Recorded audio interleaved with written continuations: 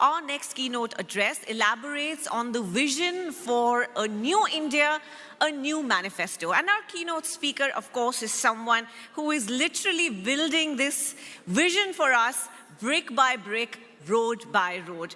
Please give a very warm welcome to the Honorable Minister of Road Transport and Highways, Government of India, Shri Nitin Gadkari.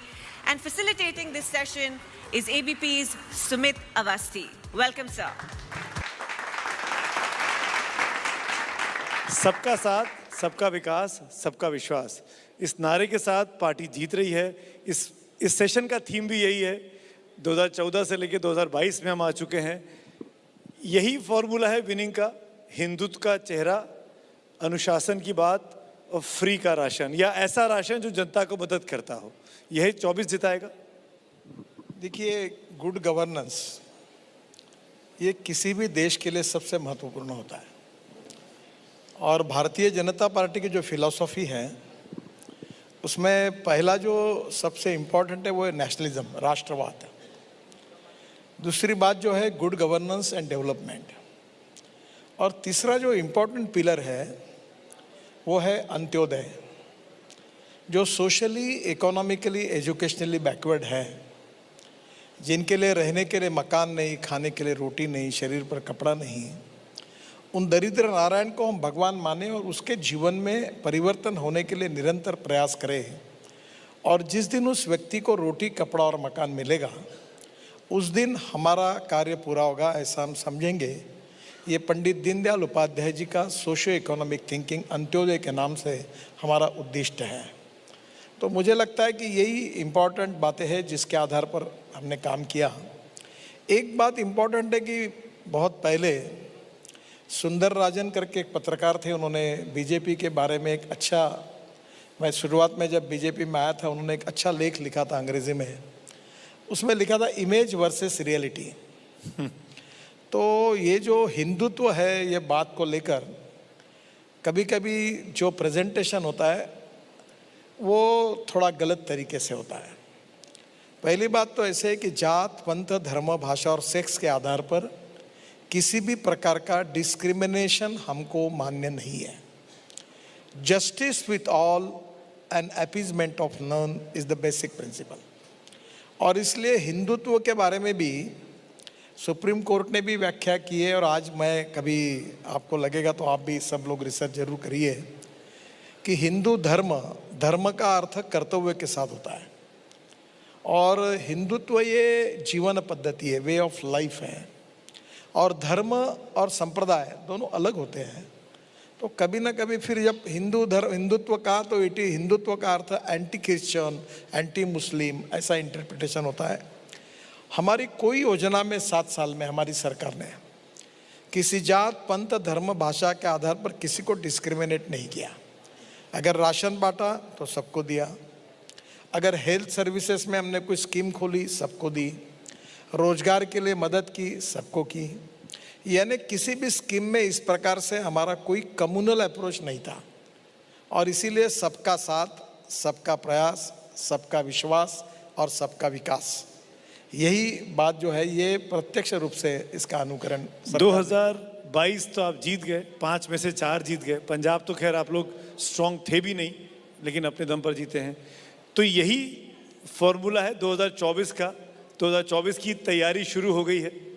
ये तो बहुत स्वाभाविक है कि every politician thinks about his next election.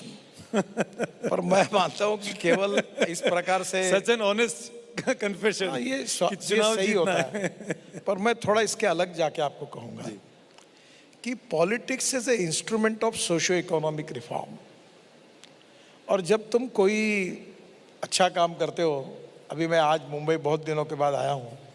एक समय मैं मुंबई में था तो ये उड्डान पुल बना माहिम का, जिससे आज मैं आया।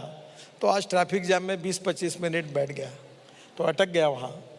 तो मैं कह रहा था कि मैं जब 95-2000 में 55 फ्लाईओवर और ये वर्ली बांद्रा और मुंबई पुणे हाईवे ये सब काम करने का मुझे मौका मिला, तो मैं कह रहा था कि अगर ये नहीं होता तो हम और कार्यक्रम में 1 घंटा लेट जाते हैं। अब फिर मैंने कहा कि अब मैं रहता तो मुझे लगता कि अब 3 लेयर के फ्लाईओवर चाहिए, एक नीचे में रास्ता, उसके ऊपर फ्लाईओवर, उसके ऊपर फ्लाईओवर, उसके ऊपर फ्लाईओवर, उसके ऊपर मेट्रो, क्योंकि इतनी संख्या बढ़ी है। अब ये हम ऐसे बना रहे हैं तो कभी ना कभी इसकी तसल्ली भी होती है। और जो काम होता है विकास के लिए, समाज के लिए, गरीब के लिए, और वो मुझे लगता है वो करना ही राजनीति में लोकतांत्रिक पार्टी का कर्तव्य होता है। और उसका परफॉर्मेंस ऑडिट आप लोग करें और जनता करे। अगर अच्छा किया तो चुन कर दे, नहीं किया तो बदल दे। मैं ये पूछना चाहता हूँ कि ये बुलडोजर प्रतीक किस चीज का है? एंटी सोशल है, क्रिमिनल है, इलीगल है, उनके खिलाफ बुलडोजर है। यानी आप किसका शब्द सा अर्थ मत लीजिए, इसके पीछे एक भाव है कि जो गलत काम करेगा, अगर गलत काम करेगा तो बुलडोजर घुमाया जाएगा। अगर बीजेपी को हराना हो तो क्या फॉर्मूला है विरोधी के पास? ये बीजेपी को जिताने का मार्ग मैं बता सकता हूँ, हराने का मार्ग जो है उसका काम तो जिनको हराना वो करे। देखो, जीतने वाला मंत्र बताइए ना, ताकि विरोधी सुन ले।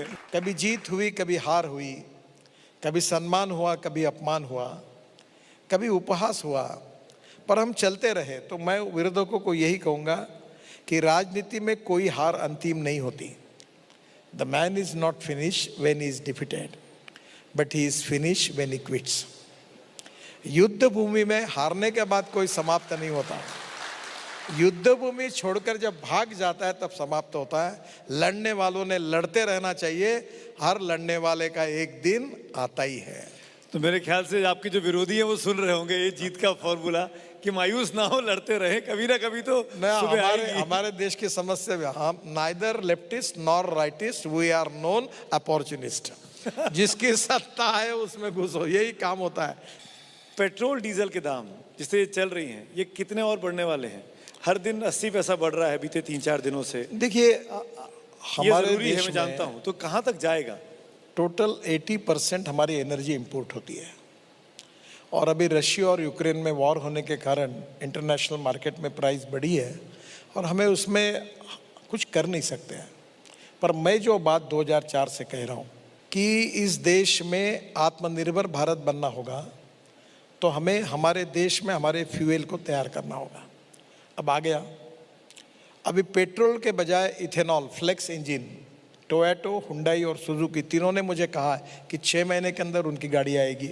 और मैं आपको आज बता रहा हूँ, आज से 2 साल के अंदर, शायद 1 साल ही, पेट्रोल की गाड़ी, पेट्रोल की स्कूटर और पेट्रोल की auto rickshaw, 4 wheeler, 2 wheeler and 3 wheeler, इनकी इलेक्ट्रिक की कीमत पेट्रोल के गाड़ी के बराबर होगी।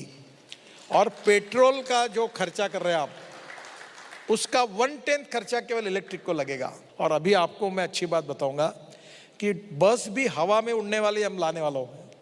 250 लोग बैठ के ऊपर से बढ़ जाएंगे समुद्र में, ये रास्ते का ट्रैफिक कम हो जाएगा। आपके ये जो डायनामिक आइडियाज है ना, ये सबको बड़े सम्मोहित और मोहित करते हैं। तभी नितिन गडकरी जो है ना, वो ऐसा मंत्री है जो काम करना करवाना दोनों जानता है। फॉर्मूले भी है उसके पास और कैसे करवाए भी जाते हैं। और शायद इसीलिए आपको इतना अप्रिसिएशन भी मिलता है आपके काम की वजह से। क्या केजरीवाल राष्ट्रीय राजनीति में एक ऑल्टरनेट है? मैं आपको बताऊं, केजरीवाल भी पूरे देश भर लड़े और तृणमूल कांग्रेस भी देश भर लड़े और 4 रीजनल पार्टियां भी लड़े, और उनके बीजेपी विरोधी मतदानों का डिवीजन कर दे और हमें जीतने का मार्ग आसान कर दे। तो ये एक और फॉर्मूला दे रहे हैं नितिन जी विरोधियों को कि सब एक हो जाओ तो बीजेपी को मुश्किल होती है। आपके हिसाब से महाराष्ट्र की सरकार जो बनी है, ये कैसा काम कर रही है? देखो, किसी भी सरकार के बारे में उसका अच्छा काम है नहीं है, उसका परफॉर्मेंस ऑडिट बहुत बार लोग करते हैं। और जनरली मैं एबीपी बहुत सुनता हूँ, तो आप आपके सर्वे दिखाते हैं कि ये क्यों पसंद किया, ये क्यों बढ़ा, ये क्यों काम हुआ। ये किसी भी सरकार का बारे में परफॉर्मेंस ऑडिट करने का पूरा अधिकार आपका है, आप जरूर करिए, मुझे इस झंझट में मत फंसाइए। बहुत बहुत शुक्रिया, आपसे हाजिर जवाबी में कोई जीत नहीं सकता। Thank you so much Nitin ji, आपने वक्त निकाला आए, थैंक यू सो मच।